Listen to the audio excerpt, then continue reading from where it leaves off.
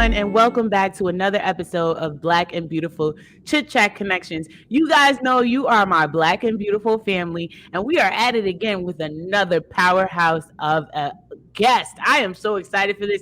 I really feel like you guys are going to walk away from this one super blessed. As you know, if this is your first time watching this podcast, or if you've been here before, this is a professional platform with an authentic twist. And what we do here is we uplift the voices of people of color in the workplace. So we give you tips, tricks, strategies, and just a different perspective on how to navigate the workplace, how to navigate your own personal self, and how to navigate, that advancement in your career. So today we have a special guest. I mean, woo, I gotta just make a face. I feel like I make a face for all my guests, but for this guest, I mean, I think you guys are gonna love it. We have Mr. Michael Arterberry. Now, Mike, you have done so many things. So, like, I don't even want to list off everything, but you are a nonprofit owner. You've written books. You have your own LLC. I mean, you are a national brand, and I am so happy to have you here today. So, guys, without further ado, I would love to introduce you to Mr. Michael Arterberry. And the crowd goes wild. So, Mike, tell us, who are you? What do you do? And why am I so excited that you're here?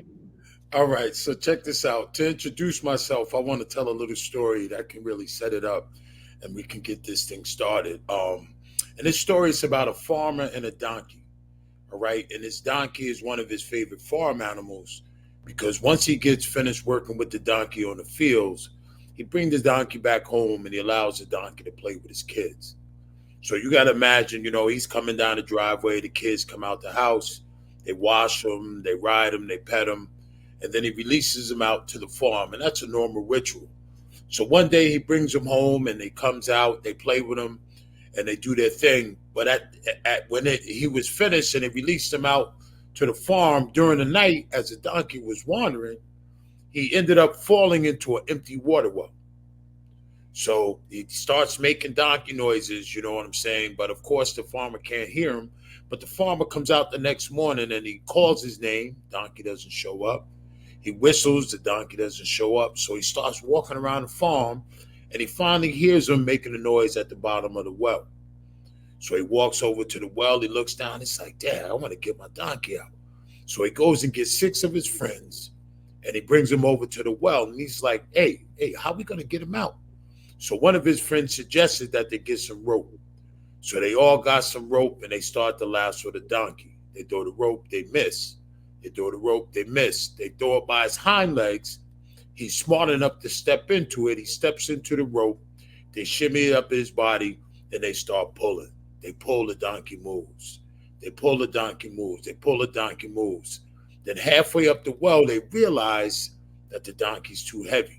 So when they realize the donkey's too heavy, they lower him back to the bottom of the well. And now this farmer has to make a grim decision. Now you see, he can't feed the donkey food at the bottom of the well because that wouldn't make any sense. He can't starve him because, like I said, he's more like a farm animal / pet. You know what I'm saying?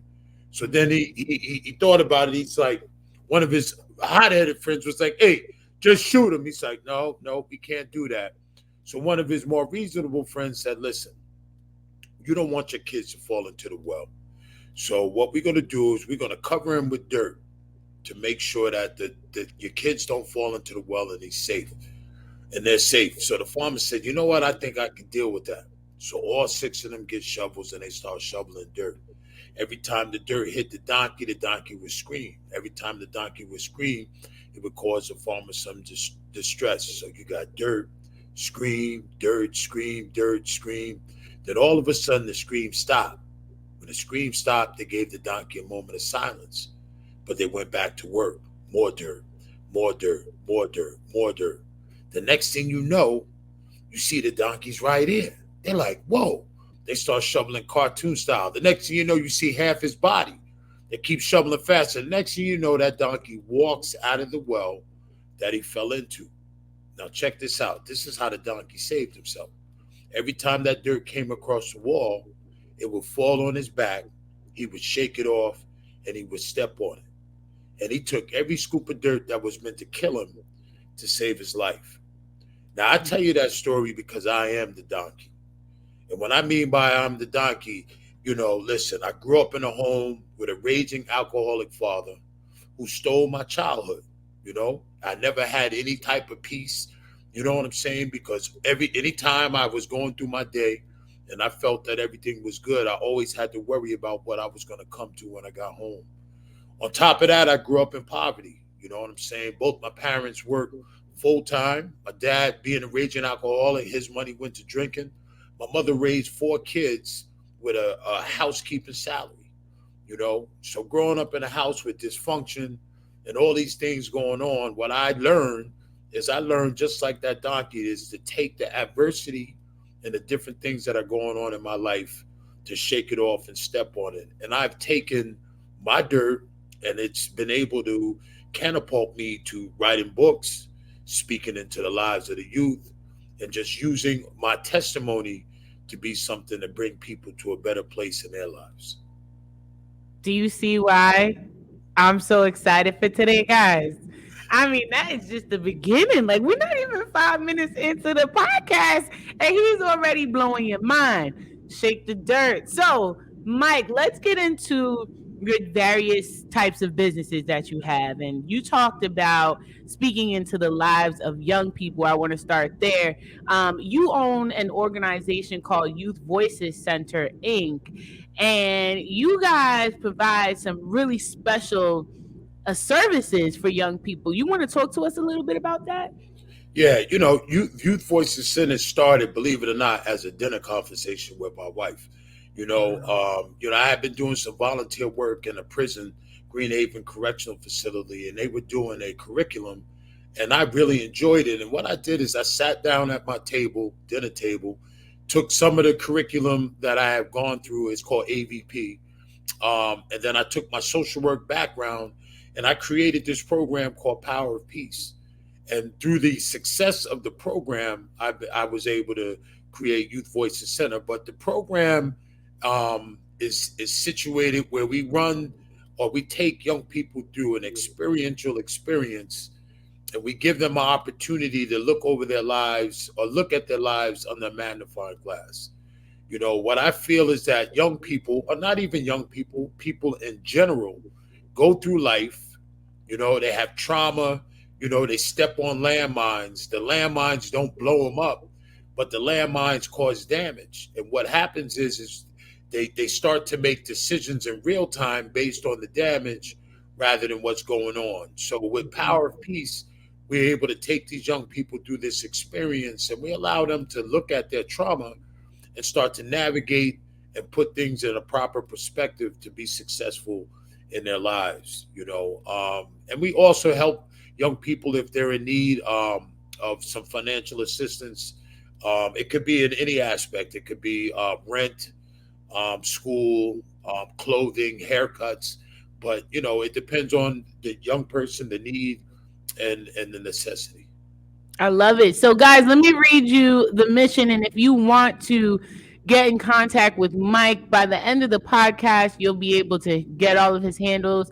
And everything will be in the description box below. But I wanted to take a moment to read youthvoicescenter.org's vision and mission. So, our mission, which is Mike and his nonprofit, is improving the quality of life for young people through positive youth development in a safe and supportive environment, encouraging youth to become active, productive members of their families, schools, and communities. And their vision is to help all youth realize their personal worth so that each makes positive contributions to society. Guys, this is so important. In tandem with that, you guys know on Black and Beautiful Chit Chat Connections, y'all are my Black and Beautiful family. We always give you definitions of terms. So some people are like, well, what is positive youth development? So according to youth.gov, positive experiences plus positive relationships plus positive environments equal positive youth development. It is a theoretical framework that is intentional, pro-social approach that engages youth within their communities, schools, organizations, peer groups, and families in a manner that is productive and constructive. And most importantly, like Mike says, it recognizes, utilizes, and enhances our young people's strengths, promotes positive outcomes for young people by providing opportunities and fostering positive relationships and furnishing the support needed to build on their leadership strengths. So Mike does all of this through Power of Peace. And Mike, I want to ask you a question. Have you seen can you give us an example of how this type of approach has had a positive effect on a student or someone in your sphere that's worth talking about? I know you have about like 1,000 of them, but Wow, wow. It's enlightening. What it does is when the activities strip the young people down to be vulnerable, and what it does is when able, because I use that story as a donkey, which I started our program with, when they start to figure out what their dirt is and start to get answers to some of the things they've gone through, it gives them traction. So an example I could give you is I had a young lady who I met at a school in the ninth grade, realized that she needed a little bit more. So I started to mentor her outside of Power of Peace. But her story was she was four generations had not yet graduated high school. And this young lady, I was determined to help her to do that. And she came through the program, realized some of her dirt, realized that she wanted something better for herself and for her life. And we partnered, and she used the concepts that we share in the group. And this young lady was able, to graduate high school, and move on and project and put herself in a bit better position to live. So she's a great example of being able to overcome. Also, there's a young man that went through my program who went off to Paul Smith College after the program, got his culinary arts degree, transferred to Utica, Rome, got his bachelor's degree, and then finally graduated with his master's degree. And he's currently a guidance counselor at Shaker High School in upstate New York. And again, he tapping into the adversity that he went through, and a passion, passion. A group creates this passion and connection that makes these young people want to thrive and help and pay it forward. I love it. So you have an adult version of this called Shake the Dirt. So what Shake the Dirt experience. Experience. So so what is that like for an adult? Are there any differences between an adult group versus a student group? Nope, not at all. What I did is the Shake the Dirt experience. I put it together during COVID, so it's online. I've been trying to get it off in person, and if we get a nice response from some of your followers, that's something that I've been trying to do. But it's the same experience because the information that I use in Power of Peace, your manual is your life story. Right. So I don't have to change anything. Everything is the same, and so the Shake the Dirt experience is the same thing that young people go through.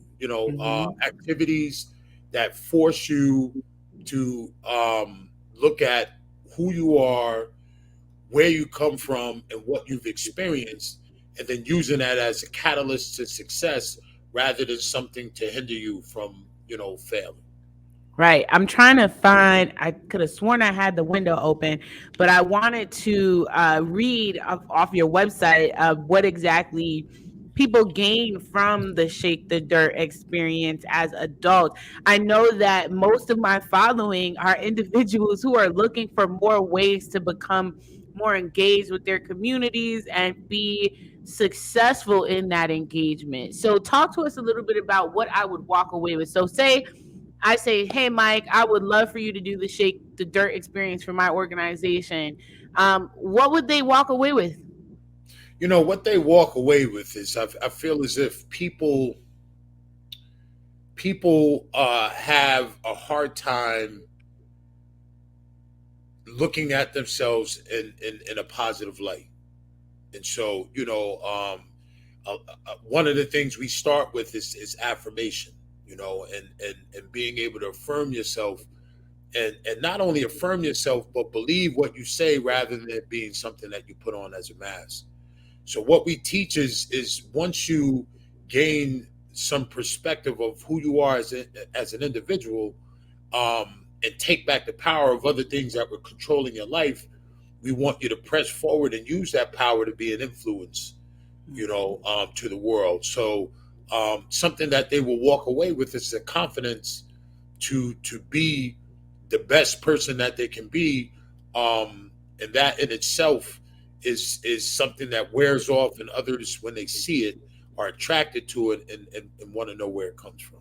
I love it, especially because older folks seem to hold on to their dirt a little a little longer. I feel like younger folk, if they know it's dirt, they're willing to shake it.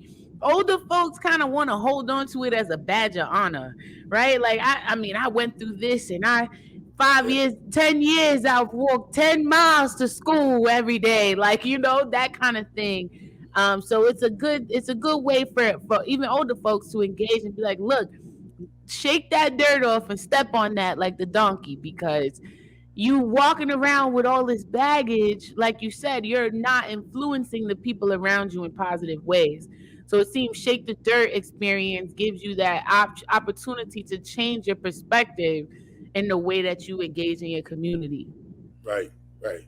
I love it. I love it. So let's get into your books. So, guys, Mike is a full blown author. The man has 2 books, 3 books, four. I mean, how many books you got?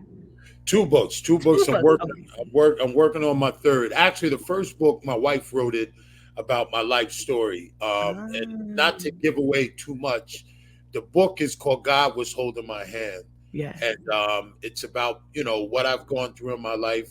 It gives a lot more detail to what I talk about with the donkey story, but the significant part of the book is I had a cyst on my spinal cord that almost paralyzed me, and there was a time while I was in the hospital when I don't want to give away too much, but this is powerful. I gotta I give. know. I know. I would give it to them, but they gotta promise me they get the book anyway. Yeah, you got to buy the book, guys. Yeah, All of yeah, this is in the description box below. Simply click and buy. right. But no, no. I'm in the recovery room, and there's a chair. There's a chair right next to me, and the chair had no significance while I was in the recovery room. But I'm on my couch after I'm home, and all of a sudden, look, let me rewind. The nurse, I kept asking the nurse why my palm was burning. So I just had surgery on my lower extremities, not on my upper body. So there's no reason why my palm should be burning. Hmm. Um, and they couldn't tell me. They couldn't tell me. But when I got home and I'm sitting on the couch, it all hit me. Where the chair was exactly where my hand would rest if I put it outside the bed. So I realized that the burning of my hand is God was sitting in the chair, and he was holding his son's hand. And we never, we talk about God, and we talk about a personal God. And that moment just overwhelmed me to feel as if I was so important that he stopped, sat in that chair, and held my hand in the midst of my recovery. So it was the launching of what we wanted to do with putting that book together. I mean, do you see my face light up? Y'all already know we a Christian platform now. So if you want to glorify God, we can do that right now. Don't make me start dancing. So this book asks, did you ever have the feeling that God was with you, sitting beside you, and walking with you? For Michael Arterberry, experiencing God's presence is a daily occurrence and the one that has brought him through some of life's toughest moments. Now, Mike, Another piece of your description of your book is his compelling testimony calls Christians to look deeper into their relationship with God and to trust that he has a divine plan and purpose for our lives. So talk to us a little bit about how God revealed his divine plan and purpose for you. Listen, girl. Listen. First and foremost, your boy thought he was going to be a professional football player. You know what I mean? And so my life growing up was geared towards, signing $1 million contract and making all that money. And what was crazy is I was leaving a speaking engagement, and I'm driving, and I'm parked at not parked, but I'm driving. I'm at a street light, and I thought about $1 million contract and the money you get there. But then I thought about how I just impacted an auditorium full of people and motivated them, and I started crying. I got emotional. Now I got emotional because everything that I've gone through in my life has been, um, put it this way: the enemy came to get me as a child because he peeked into my future and he saw the impact that I was going to have on the world. You Mm. see what I'm saying? And so, my life is a living testimony of I mean, it's crazy. I tell people that, you know, the things that I lived through, you can make a chronicle of lifetime movies. My childhood was horrific. I had challenges through college, and then now as an adult, I'm dealing with an injury that almost paralyzed me. So, you know, um, when you look at my life, it's a testimony of how powerful he is. But he took everything that I've gone through, and it helps to motivate and push people to be the best people that they can. I love that. It makes me think about how when you get called, right? Like when God calls you, the first thing you learn about your calling is that it's not about you. It's Right, about how you affect other people. It's about your testimony touching someone else. You are the vessel that God uses to save someone else's life. right, And I have personally witnessed Mike save some lives. Okay. Obviously, we know Jesus is the only savior, but what I mean is God using him as a vessel to speak into the lives of our young people and even adults alike, to recognize that you persistence and perseverance is super important. And then what it also brings me to is Romans 8 and 28, that all things work together for the good of them that love the Lord and are called according to his purpose. Mike, you are living out scripture. yes, yes, yes, yes. But let me tell you something. I commune with him every morning. I have my quiet time, and I mean it is serious business.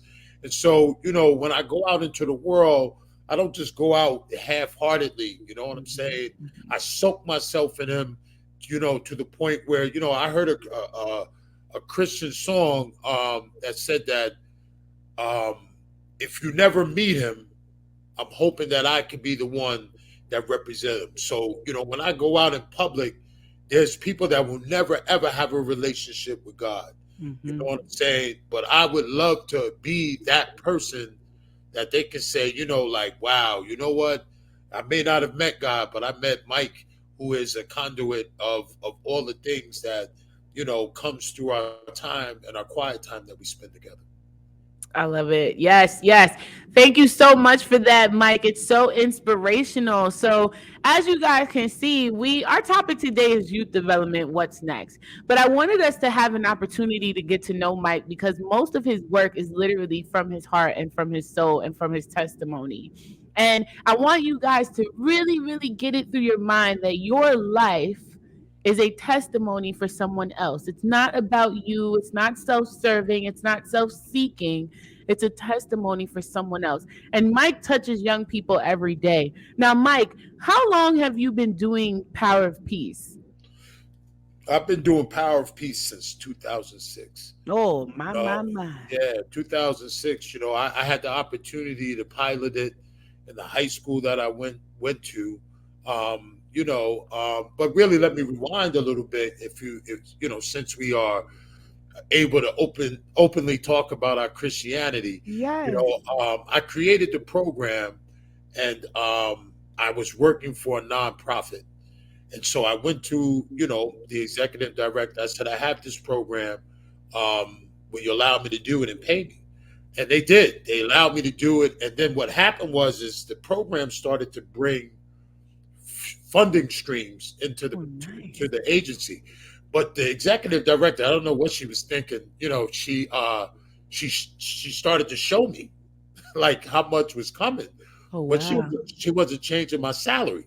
So I'm starting to think to myself like, wait, something's strange. So then one day they took me to a lunch to meet a philanthropist. So we go to a lunch to meet this woman. I get there, it's her lawyer at the table, my executive director, and the grant writer sitting at the table. We're having lunch, and I'm going to schmooze this woman to get her to give us more money. Mhm. So everybody talks, and then when it's my turn, I have cheat notes underneath the table to share the accolades of my program. And what I did, Char, is I crumbled up the paper and dropped it on the floor. Now they can't see this. And I looked at this woman. And I said, "Your money is safe with me because God is the one that I. It's the one that I report to." And Mm. when I said that, my executive director's face turned red. The grant writer's face How turned red. dare you? Yeah, the lady's lawyer started laughing, and Uh-huh. I'm like, "Oh, I'm about to get fired." You know what I'm saying? Right. But after everything calmed down, come to find out that that woman was a devoted Christian. Mm. Mm, And when mm. she heard me say what I said, we had a few different lunch and breakfast meetings. And within I say about 6 months, she pulled me out of that agency and she gave me the money directly. And that's how I was able to start my nonprofit. Look at God. He said, your gifts and your talent will bring you before mighty men. Yeah, yeah. That you living out scripture make me want to. I would, the little church dances they be doing. I need to. I want to get up and dance. Did y'all hear this? Yeah, Wow, Mike. yeah, yeah. Wow, that is amazing. So what happened from there? Keep telling us. So so all right. So to give you the full story, we leave that lunch, and she tells the woman that she'll give the money to the agency only if it's to me. She has no idea that I am the creator. So when we leave the lunch, I meet her for these breakfasts, and every time I come to meet her for breakfast, we just fellowship. That's all she wants is the fellowship. So one time before, I called her and I said, "Listen, um, would you be willing to give me the money and not the agency?" She still didn't understand. So she's Right. like, I'll give you some, but I still have to give some money to the agency. But Mhm. before the next time we met for the breakfast, she did her own research. Before Mm. I could stick my butt in the chair, she says to me, "Listen, I'll give you all the money." Now, when she said she would give me all the money, I panicked. And I Right. was, I wasn't ready.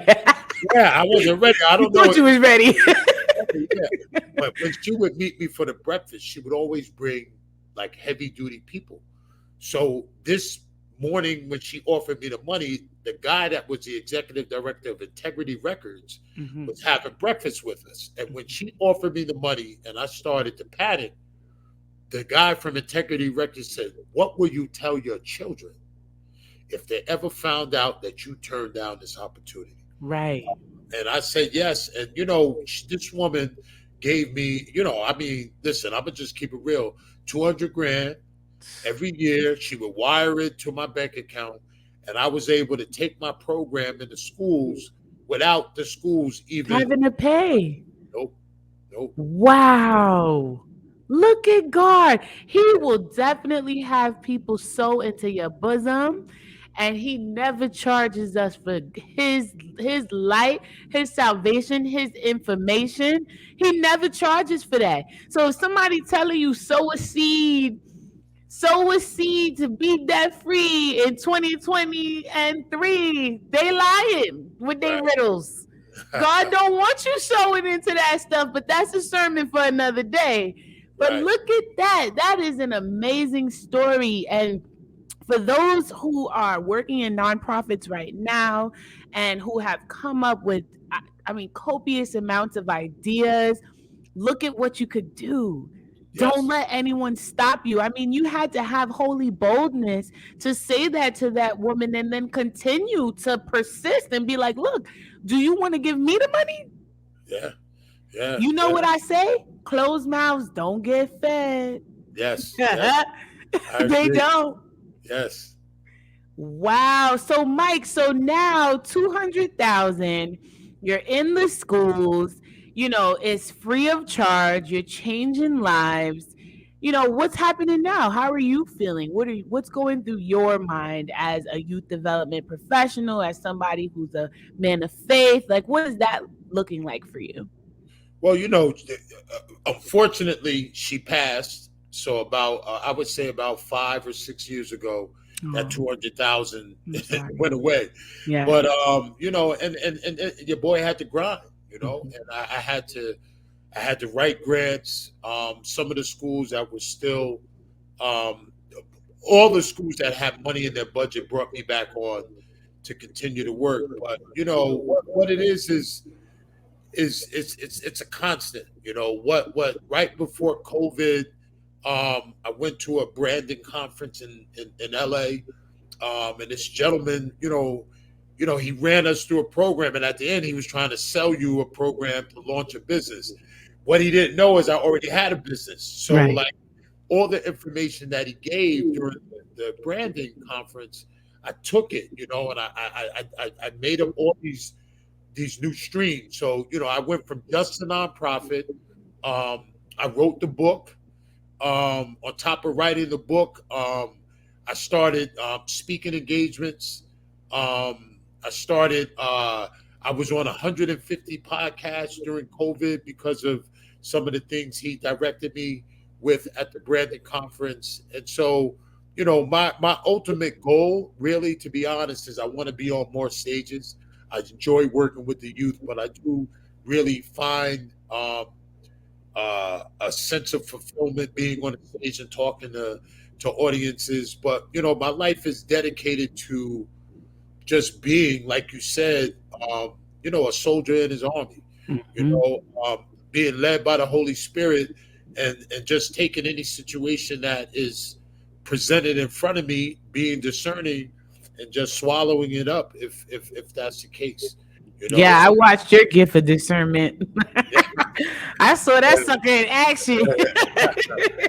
yeah, yeah. I saw it. Oh man, Mike. So being led by the Holy Spirit is very important, especially when we're working with our young people and we're infiltrating some of the tumultuous lifestyles that they currently live. And I mean lifestyles that are given to them because they're young people. They don't really have a choice at this point.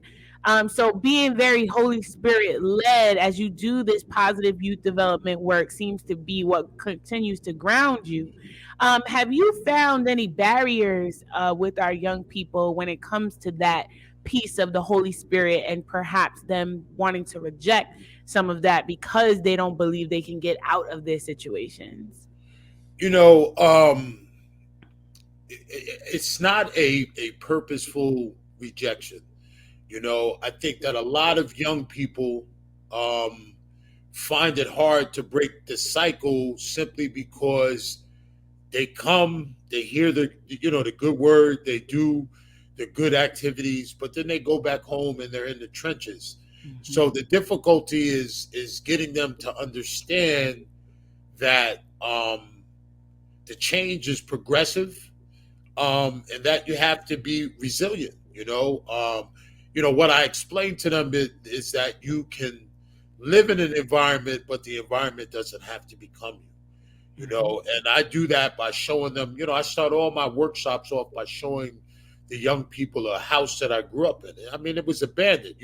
I pull it out to show the kids, and I'm still embarrassed, but it was the house that I lived in, and I show it to them because I need them to understand that I grew up in a neighborhood with drunks that used to hang out in my basement. Drugs.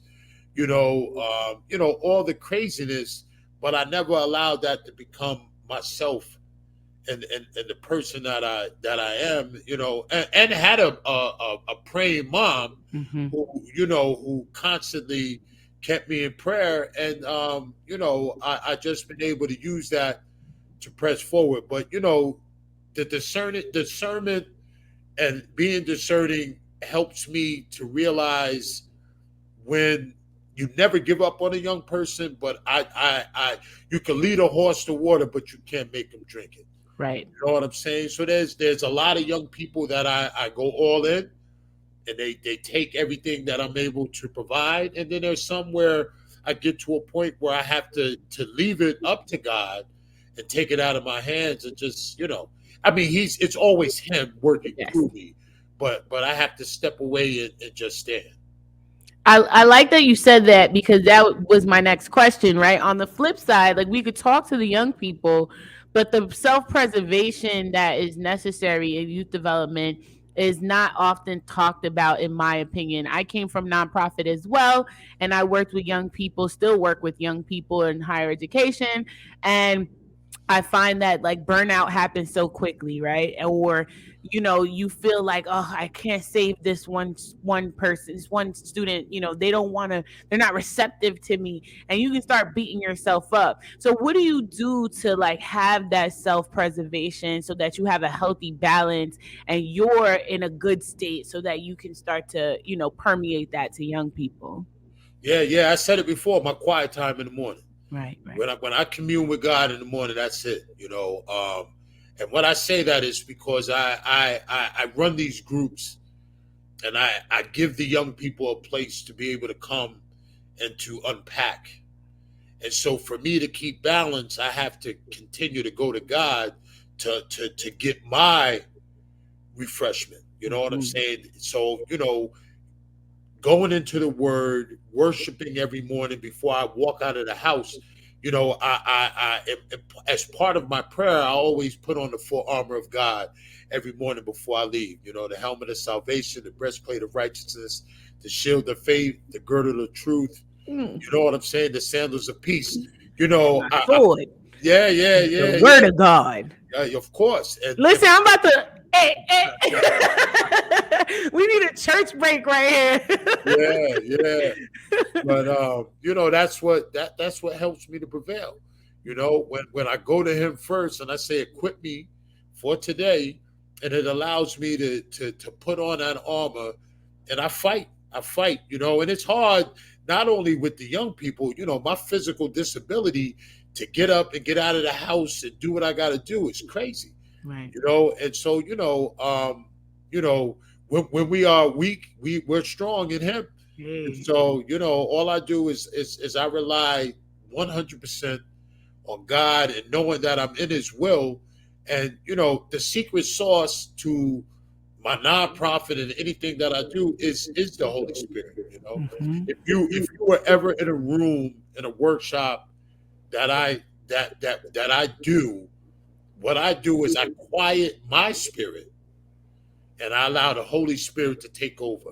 And whoo, He go to that work. goes He go work. to work, honey. Yeah, it does. It does. And It people does. get some of their healing, like, Yeah. because that's what needs to happen.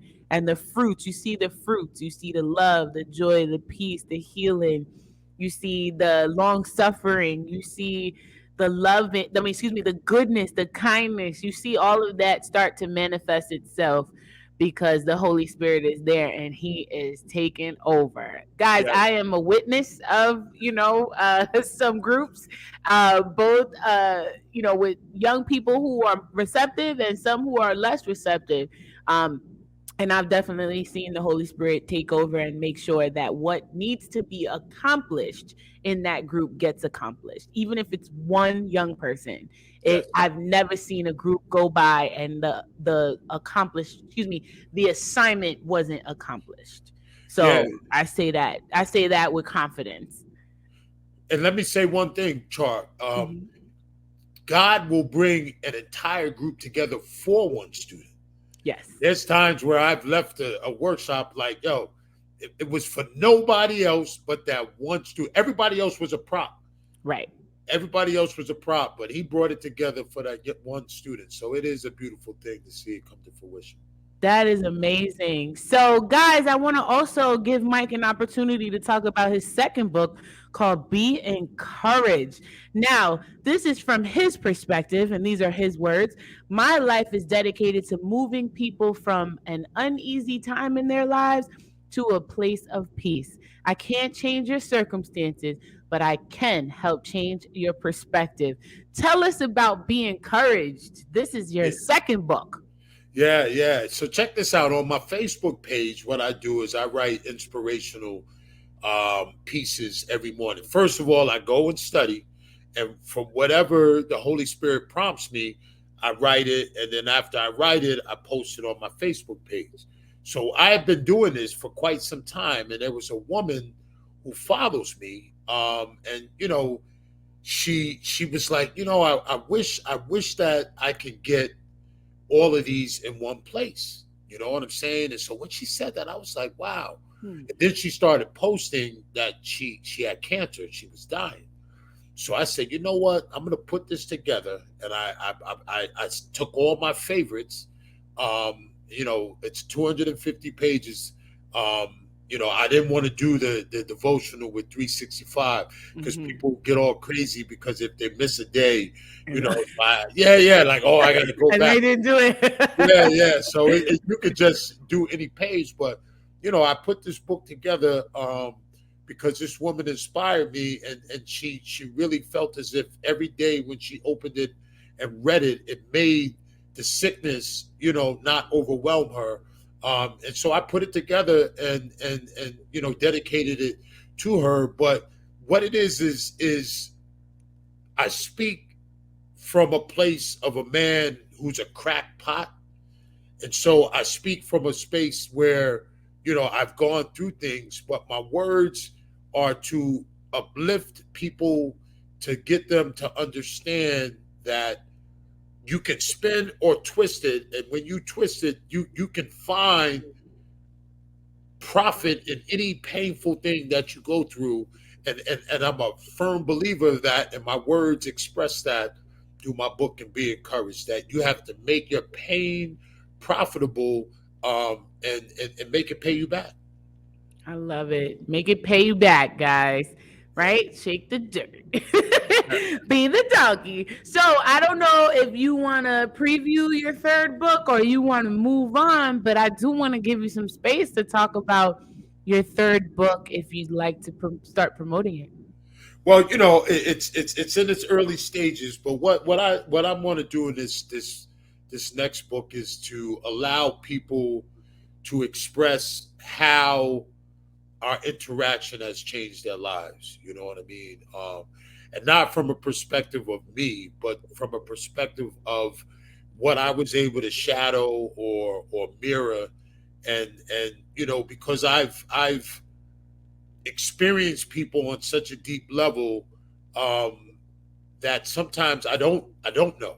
Right. I don't know, and so and all of it is to give credit to the God that I believe in. You know what I'm saying? So it's not from a selfish perspective, but from a selfless perspective where I want the world to see how he can use one of us to bring such sweet music to people that are in places that are crazy, you know? Um, Guys, I don't think you understand how important and significant this next book is because, like we said, it's not about you, it's about your testimony for other people.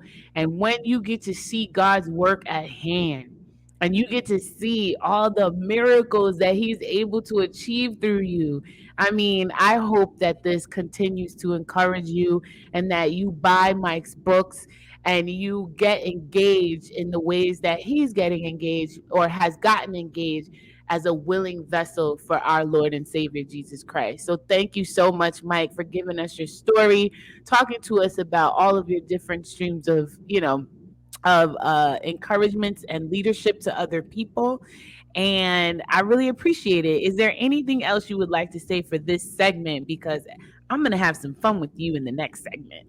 If they're interested in the book, what they can do is they can go to shakethedirtexperience.com. Mhm. And if they go to shakethedirtexperience.com, they'll get a book. They have to pay for postage. So I'm putting that out there beforehand. No, I'm saying that because I've done this before on podcasts or with my friends on Facebook, and they get a little upset when they have to pay for the postage. But anyway, Oh, okay. yeah. Well, But if my they go black to and beautiful family, y'all got money. Go pay the postage. yeah, pay the postage, We pay the support postage. each other. Yeah, yeah. They'll get a signed copy of the book if they go to shakethedirtexperience.com. Awesome, guys. Like I said, in the description box below, you'll be able to just click and purchase. So that ends our first segment where we're getting to know Mike. And now we're about to get into some fun. As you guys know on this podcast, we like to respond to different current events that are happening or even events that did happen, but there seems to be a correlation now. Now, Mike, I want to set the stage with this. It is said, who's they? I don't know who's they, but they have said that every 40 years there's a new generation. And the way we know this is, during the time where Israel was led out of captivity from Egypt, when they rebelled against God and made that golden calf, he made them wait 40 years so that one generation would die out and the new generation would be able to walk into the promised land.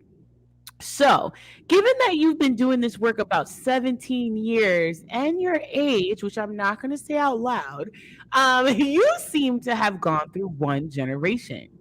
And so, we're going to take a look at a YouTube video from circa 1990 in Compton, and it's a hashtag Stop the Violence. And this is from an organization called drive-by agony. So they're trying to build awareness in Compton in the 1990s to stop gang violence. So we're going to watch a small clip of a young person talking about what she's observed, and then I'm going to give you an opportunity to respond.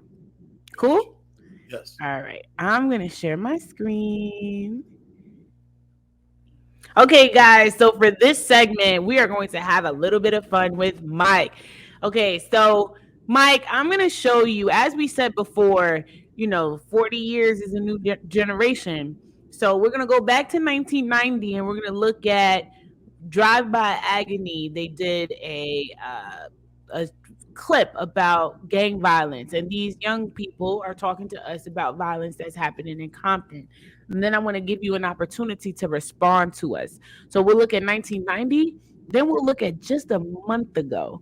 And I would love for you to give us your perspective and, basically tell us how you approach these types of situations when you're working with young people and or staff, at a particular school or organization. Cool with you?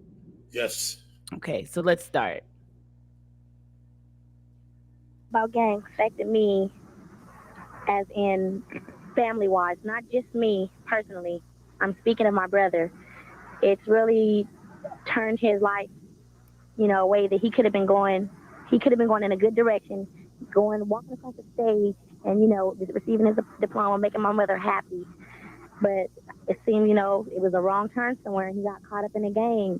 And my brother was nearly, he was shot 2 times, fatal shootings in the 2 important spots. It's fatal to be getting shot in. He got shot in the head and in the chest, and I feel if he wasn't in a gang, it wouldn't have happened. If he was in a place that where he's supposed to be, sitting in a church or something like that, or being with the family, that it wouldn't have happened. And to all these young kids that are getting in gangs, it's not worth it because your life is going to be taken over this. Whether you. So, Mike, talk to us a little bit about what this young lady is saying. I mean, this is 1990. This is Compton. People could make all kinds of excuses, but is there any validity to what this young lady is saying? The shame of gangbanging is it's negative all the way through. But what the gangs do is they create a family. So these young people are coming from some of these families that are not making them feel nurtured and cared for. And these OGs are giving them or supplying them the life up until when they put the pistol in their pocket or in their hand to send them to do violence, there's love. So it's hard for a young person that's coming from a place where they're not being loved in a healthy way to get these men, that are loving on them like it's nobody's business. So I think that's a struggle. It's a struggle to have them to say don't go gangbang when they feel like they have a family, they have some protection. Yeah, and I'm noticing too that a lot of young men who did not grow up with their fathers in the home are looking for these OGs to give them that male perspective, that mentorship. And I just want to ask a question because I'm not a man, so I can't, I'm not going to speak for men everywhere. I'm glad that you're a man, so I can ask you, what is it about young men who want to look toward a man who is literally a degenerate to society as their mentor, right? Like, yeah, you might be giving me love, but whatever love you're giving is literally hurting our community. So why would I even look up to you as a man? I'm a little confused about that. Well, if they come from the same community, they're coming from the same cloth. So when you call them a degenerate, the young man that wants the OG or sees the OG as someone to follow, he don't think he's a degenerate. In his neighborhood, he is all he knows. Right. I think one of the best things about me being able to escape my hood is I went to school outside my community. My dad was a bus driver, and so what I was able to do is I was bussed out of my neighborhood to go to school. So I saw a different perspective, which gave me a hunger for something different. Mm-hmm. For the dudes that grew up in my hood, it was different. And that's where, eventually we had to part ways because they wanted what we lived in. And I wanted what I was bused to on a daily basis to go to school. I hear that. And real quick, this young lady said her brother, she seems to be giving advice as a young lady to not enter into gangs. Do you think that is from her lived experiences, seeing her brother make the wrong choices? Or did she innately say to herself, much like you, I don't want to be like that? Yeah, well, some people see it for what it is. You know what I'm saying? And so she's from the outside, from an outside perspective, and she can see the detriment of it, But sometimes we just get so engulfed in our situations where we're not able to see clearly. But, she seems like a person that's looking from the outside and she can see. And first and foremost, as her brother, she watched him change. Right. Because you don't just wake up one morning and want to, you're not a gangbanger once you wake up. It's an evolution. Right. And so she watched this young man who was once her brother turn into a freaking animal. Interesting. I love that you say that, right? Because they're good kids at one point. He was a big brother. And then all of a sudden he turned into a different person. Now, Mike, like I said, this is 1990, right? Right. 1990. How about I show you some footage from a month ago? Let's check it out. All right. So let me get the next footage for you.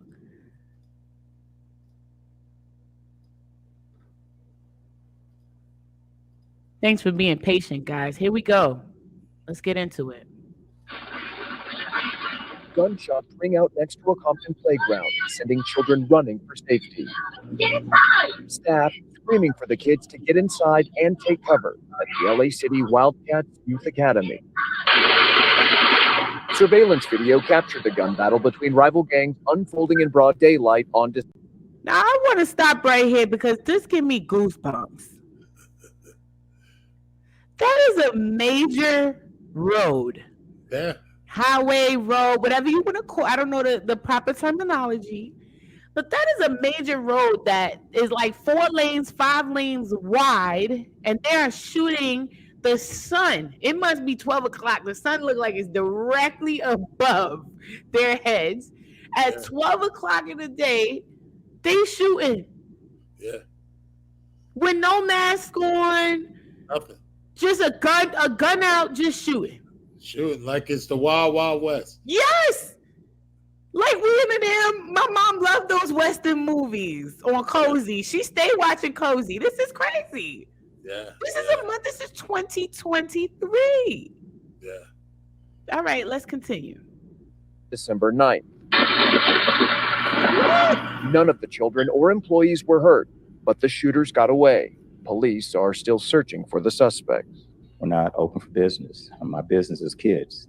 Founder Derek Cooper says the plan was to have kids return at the start of the new year, but recently, the violence has gotten out of control. We've already lost 9 kids since I've had the program in 27 years, so I'm already dealing with things of that nature that... To gang violence.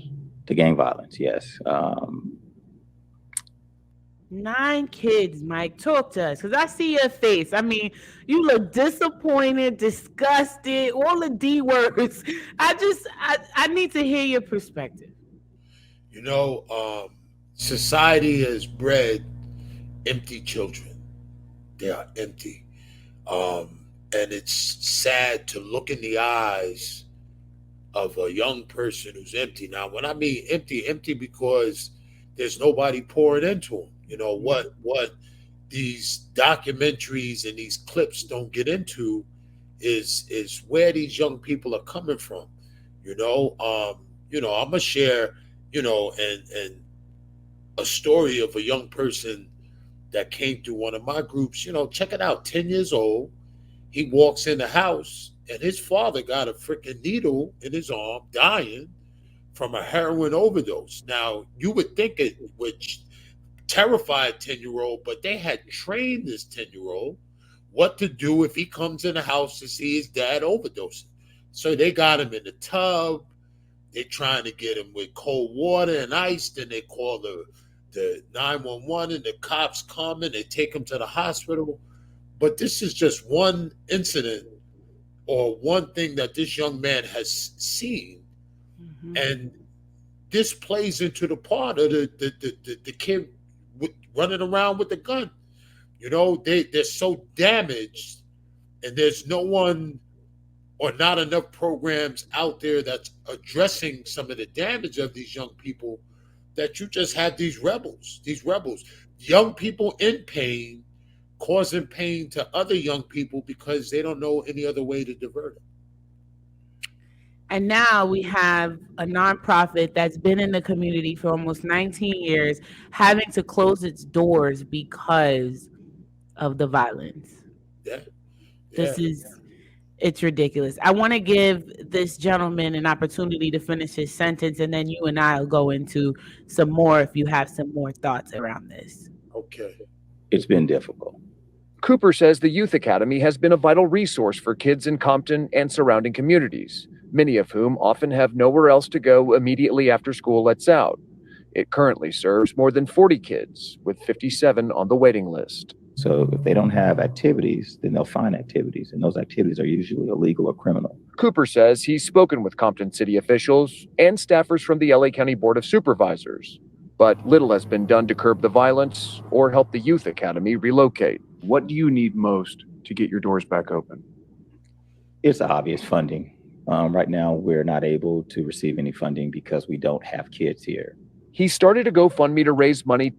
Well, so guys, a couple things happening in that moment. And Mike, I want to give you an opportunity to respond. As you know, funding is always an issue, but I heard city officials not doing their part. And as you guys know, I'm all about politics. I'm all about councilmen, city officials, legislators being held accountable for their lack of care for our communities. Like, this is the stuff that triggers me. This is the stuff that really, really triggers me, because they will fund a community of people that don't have symptoms of violence, drug abuse, domestic violence, and so on and so forth. That is a direct reflection of what the funding looks like for that community from the legislative, state, and federal perspective. If you're stripping communities of resources and then blaming the community for their symptoms, you, my friend, are evil. That's just how I see it. Yeah. That man should not be asking for funding. That man should not be asking to be relocated as a 19-year established nonprofit who literally is giving back to the community in ways unimaginable. And it took me 2 minutes. That video is 2 minutes and 35 seconds long. It took me 2 minutes to recognize that. Yeah. It just infuriates me, Mike. Yeah. Well, you know what's even sadder? You think it's sad that your councilmen hold off. Listen, I write RFPs for my program on a regular basis, and I don't know what they judge. I have no idea. My work is producing, it's putting and helping young people out. But you come around and you see these programs that they're fun, and you wonder if it's favoritism or if it's somebody's got somebody's hand in their pocket because programs get funded that are garbage. Garbage. Doing nothing. Doing zero. So not only are the funds being pulled from this gentleman, but then you get into the competitive realm of RFPs, and you wonder who are the people that are reading these things and judging them on the criteria of them being effective or not effective. Now, I'm going to give an example. I have a story about the capital region of New York. I recently did a leadership program to change the landscape of boards in the capital region. And I was kind of pulled into some conversations around grant funding for different nonprofit or philanthropic endeavors or philanthropic organizations in this area. And when you beg the question of equity in the process of choosing organizations, they gatekeep like no other. It is an entire gatekeeping process. And that gatekeeping is the reason why we see a lack of funding for organizations that literally could change the landscape of our communities. And I mean communities with people who are more Black and brown individuals. It is literally done on purpose. And oftentimes there will be people of color who have an opportunity to exhibit or exude their leadership and beg the question, was this an equitable choice? And they don't do it. They put their foots on our necks. Right. So there's a lot going on here. This is super layered, but I want to focus on the young people, Mike. You would think from 1990 having an organization called Gang Violence Agony or, stopping gang wars. And we had all of these different campaigns. I remember them because I was a young girl. And now, they're continuing to do it in broad daylight. In my opinion, it's becoming a little bolder. What do we tell... Excuse me. Oh, you said no doubt? No, there was no doubt. Go ahead, finish. What do we tell our young people? I want to focus this on our young people. If we had 10 young people watch this podcast, right? If we have 10 young people who say, you know what, I want to make a difference. I want to do something different. I don't want to be a part of this. I need to learn how to change and pivot. What would you say to them?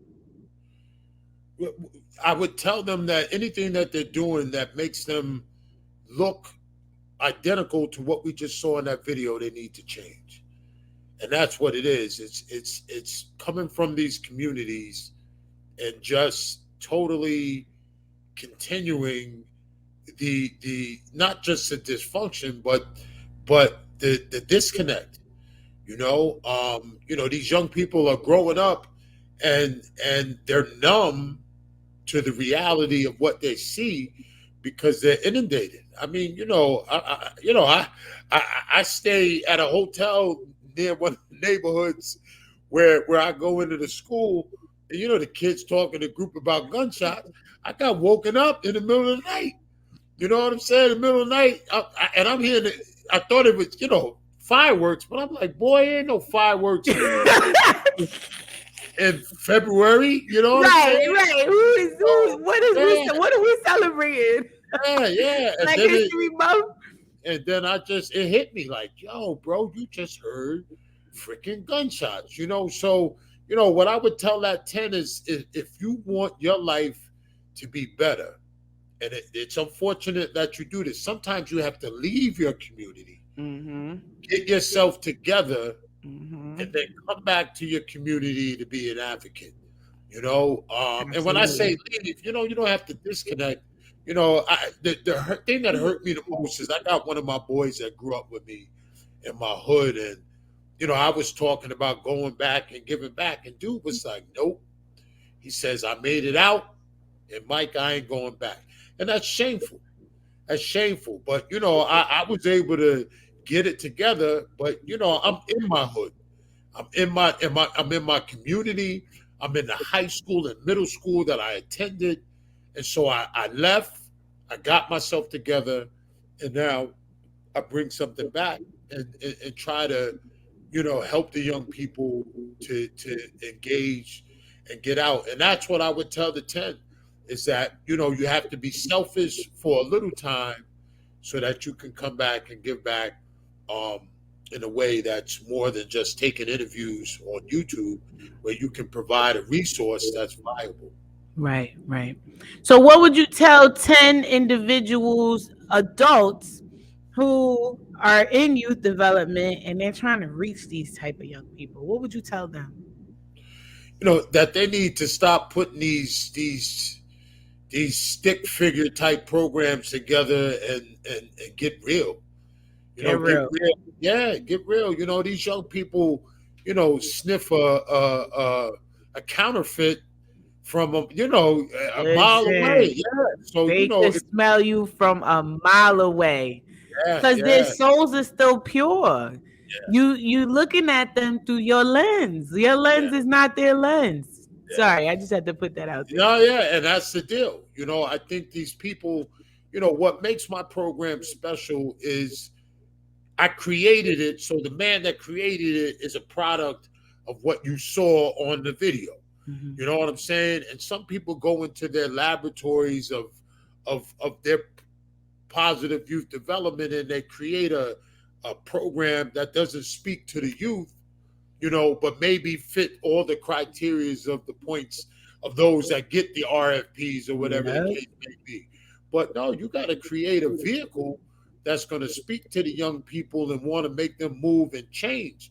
Not something that appeals to you.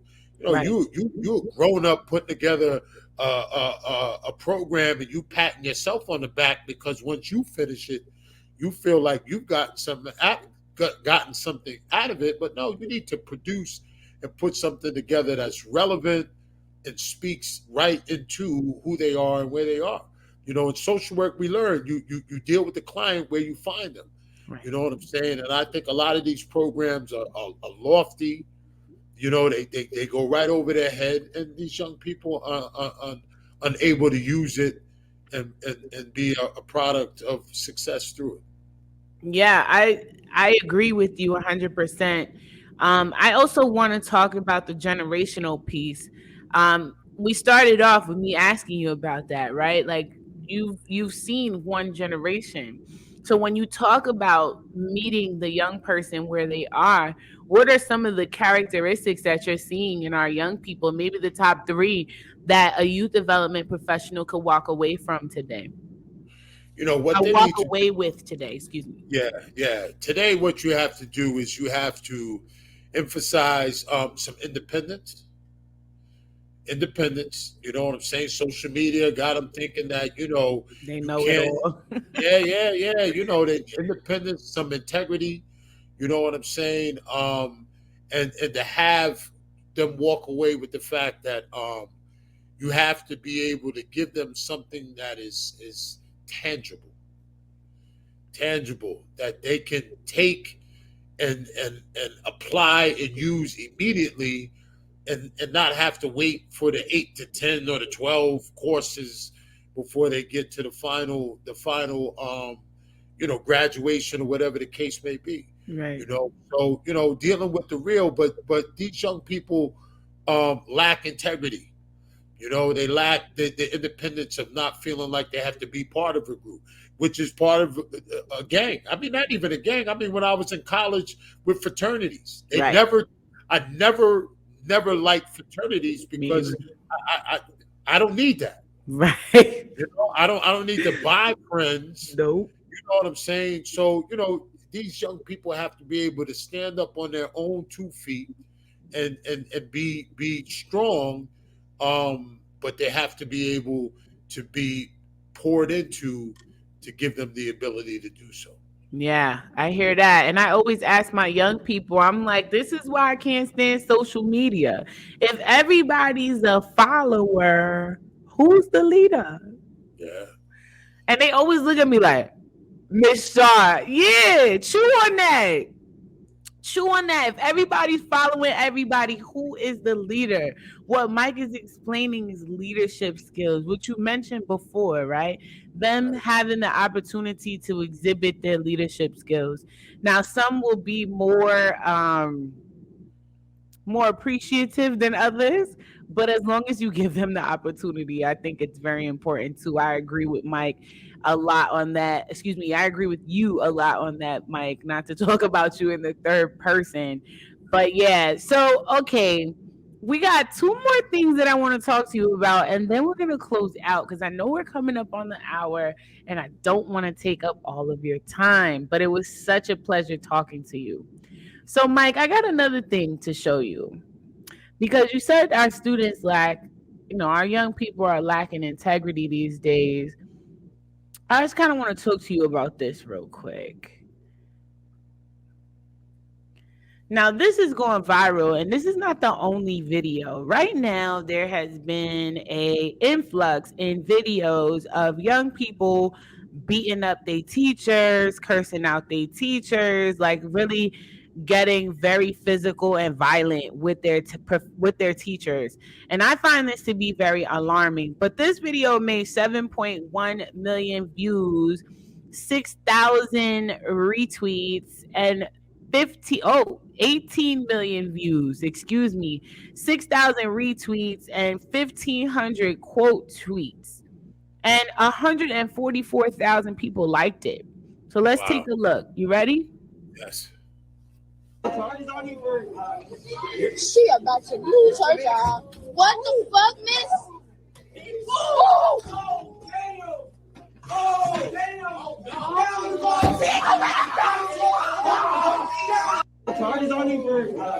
All right, guys. Now we don't cuss on this platform. There was a curse word in that. Let's just move on over it. But Mike, you want to watch it again, or you had enough? Wow. Wow. No, I saw it. I Okay. saw So it. what you thinking in this moment? Yeah. Now, don't listen. I'm keeping 100. Let me tell you, I don't agree with him punching her in the face, but the problem is it's the schools. That's a young person right there. See, you only get to see him doing what she did. She closed the door in his hand. If you see that, but what it is did he? It wasn't appropriate for what he did, but that is frustration. Frustration. I go into these schools and these teachers treat these kids like freaking animals, and then when they react like an animal, they're shocked. Oh, You know what I'm saying? yeah, They she are felt. She shocked. felt. She felt Yeah, like the ladies on Maury. Ah, who don't know their yeah, baby daddy? yeah, Ah, yeah. no. Yeah. I'm not saying she deserves it. I have no Me idea either. what the interaction, but I will tell you this: working in schools, some of these people need to retire because they cause more damage to these. I get called in to do staff development, and when I get a superintendent that says, "Listen, you set them straight," I tell them during a meeting, I just tell them some of you need to retire. Some of you need to retire because when you say staying someplace with the change of generation, some of these teachers are still trying to teach the new generation like the old generation, and because the new generation don't want to go that route with them, Mhm. they ain't willing to change, and they're frustrated, and that's what you see. That's Yeah. what you see. That young man did the wrong thing, but sometimes that's called frustration. Mhm. That's the only way that I can express it. I'm punching you in the face because look, you just tried to slam the door on my hand. We don't know what she said to him a day ago. Before that, yeah, or a day, or yeah, a week, right? Yeah. I don't know, Mike. I think it's a mixture of two things. I will be honest with you. I agree with you 100%. That lady should not have, slammed that boy's hand like that. And unfortunately, she got punched in the face. I'm not an advocate of it, and I'm not an advocate of the cussing. But you heard the young lady, she about to lose her job today. So she was probably antagonizing them young people. Yeah. And I agree with you. I see a lot of teachers antagonizing our young people. But I just want to go back to something that you said about the lack of integrity with our young people. I have to be honest. There have been times where I have been around our young people and I have been nervous. Right. Like, for example, one time I'm out with my friends. I went to a party and it was like an early party and it was like 8:30, 9 o'clock. We were walking in the parking lot to go back to our cars and we saw some young people jumping a fence and breaking the windows out of cars. And so I didn't want to engage. It was like 5 or 6 of them. They couldn't have been no more than 13, 14. I didn't want to engage, but my male friend decided to engage. Like, what y'all little ends doing? What y'all little ends doing? Go get a job. Y'all need money. Y'all broke. So they started to engage with him. And so at that point, I felt a little comfortable and I was like, you don't know how that person paid for that car. You don't know what they did. You busting out people's windows. And so they looking at me and I didn't bust the window out. That was him. Now they blaming it on each other, right? So I recognize that me being a Black woman, I kind of have a little privilege with the young people. You got that big Black woman kind of vibe. They kind of respect you sometimes. You get like a kind of default respect. Right. Then we stand in the parking lot talking. The little kids leave. Next thing I know, there's 2 coming from this way, 2 coming from that way, and 2 coming from behind. Mike, in that moment, and they had their masks up. In that moment, I'm thinking, I'm going to punch him in the face. I'm going to kick him in the nuts. And I'm already plotting in my head because I'm from the city. I'm from Concrete Jungle. Okay? Right. Y'all little boys ain't about to jump me out here. We going to fight to the death. I'm like, can I make it to my car? What kind of weapon I got in there? I'm thinking all these things. Mike, they walked up to us and we spent the next 2 hours talking to them. Wow. They told us that their parents don't care what time they get home. They go to what they call the bad school and nobody cares about them. They literally just wanted our attention. Wow. And so I felt bad about feeling that way, but I do feel that way sometimes. And I think it's because of this reason. Like, if the teacher slammed the door on my hand, I probably would have reacted to her in a way like maybe kick her or something. I probably would have. I ain't gonna say it a lot. But I would have had to have like double thoughts. He just stood there and was like, "Bop!" and punched in her face. And then the kids just let her sit on the ground, right? Like, Right. That mentality and that lack of integrity makes me nervous about them. And that nervousness is rooted in, well, where do they draw the line with who they respect and who they don't? There is no default respect like we used to have. Right. So it's a little bit of both of me. It's like, it's the administration, but then our young people are bugging out. You heard it. I don't give respect unless I get respect. What? Yeah. You're 12. Who a grown person who pay bills, went to college, got degrees, got families.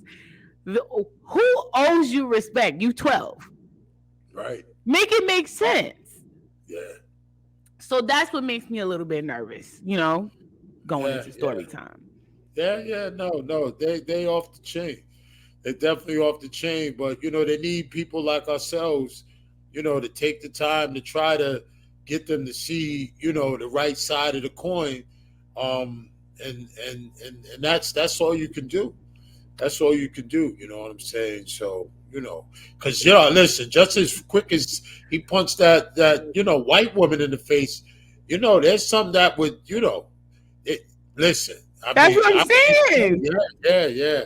So it's crazy. It's crazy. Right. But we don't want to talk bad about our young people. We know that there are some amazing young people out there who are trying to do it the right way. My sister said to me the other day, she's like, yo, all of them are bad. I said, nah.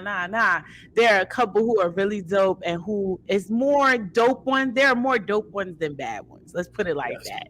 You know for how they sure. try to tell us the police only got one or two bad apples. Same type of situation. Okay, most of our young people are on it. So I want to share this tweet really quickly, and I want us to talk about this type of camaraderie that we are able to see in our young people when we work with them. So here, 200 students walked out of class at an Alabama high school after they were told that their student-led Black History Month program could not reference slavery or the civil rights movement because one of their administrators felt uncomfortable. What are your thoughts about this, Mighty Mike? Well, it's the politics going on now. It's the politics going on now. You see politicians all over the TV saying stuff that I can't even believe that they're saying it on national television. But yeah, they're trying to turn back time. And let me pump the brakes. They're not trying to turn back time.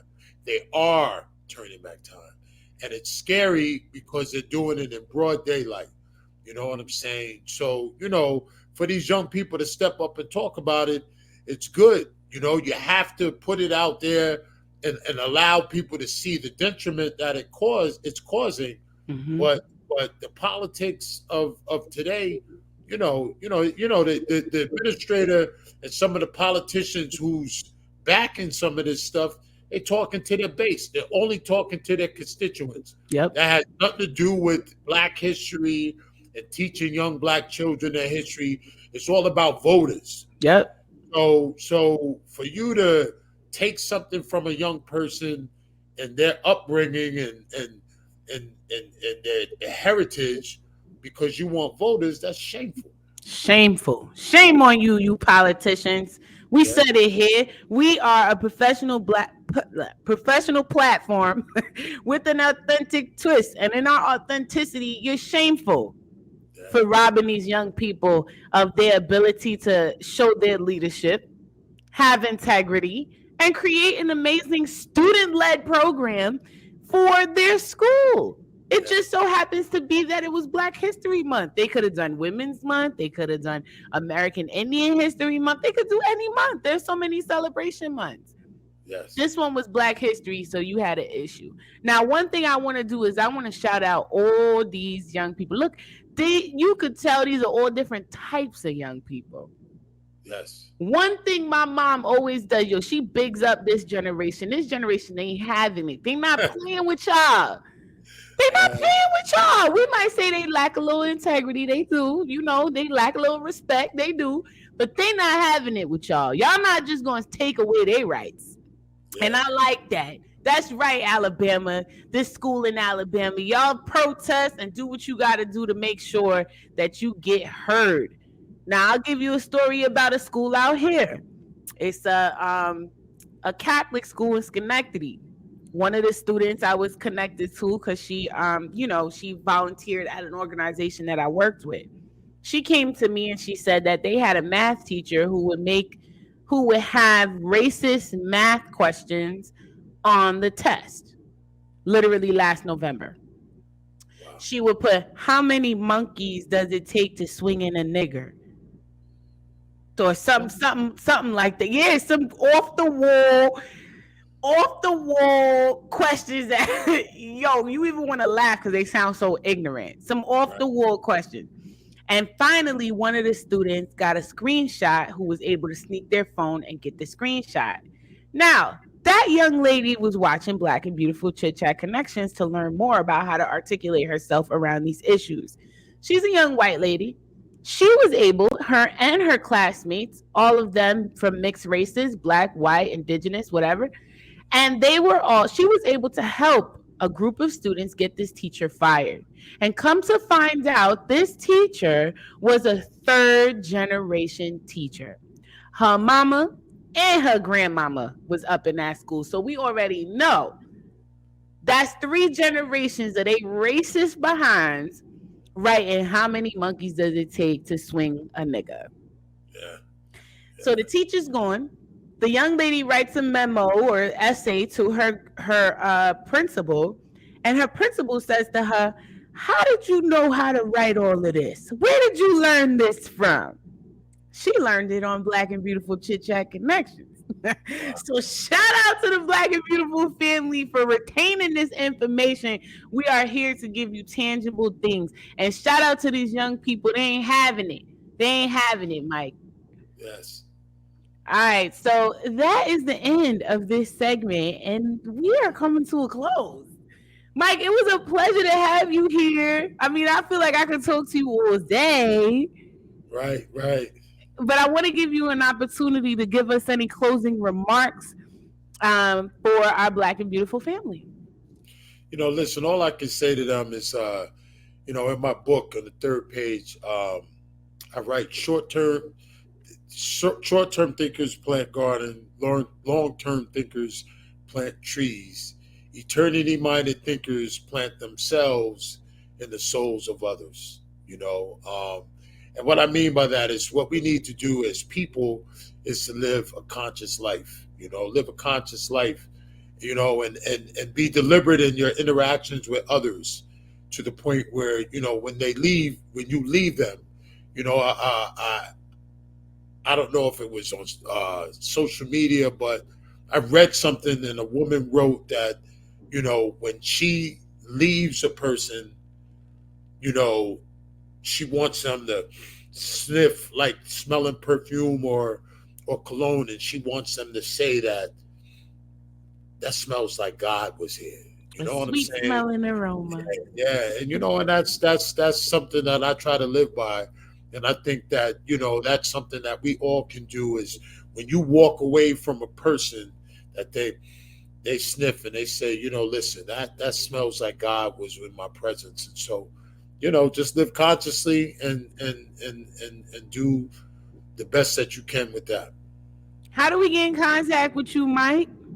They can michaelarterberry.com is my public speaking platform. My Facebook, you'll put it in the notes, is my name, Michael Arterberry. LinkedIn, same thing. You come to my Instagram, CTThunder is a little bit more fun, where it's professional / a little bit of my personality and who I am. Yeah, yeah. And who I am. But and I'm very interactive. So, anywhere they find me, any platform that they find me, I'm very interactive with my followers. So yeah, that's where they can get me. Thank you so much, Mike. As you guys heard it, all of his links are in the description box below. Make sure you follow, share, like, and hit the like button on this so we can get through the algorithm. Mike, it was a pleasure. I hope I'm able to have you back. I know my Black and Beautiful family love you. And, may God bless you, have his smile upon you, and may all the blessings continue to come your way. Thank you. Thank you very much. Thank you for having me. All right. Peace out, y'all. See y'all later.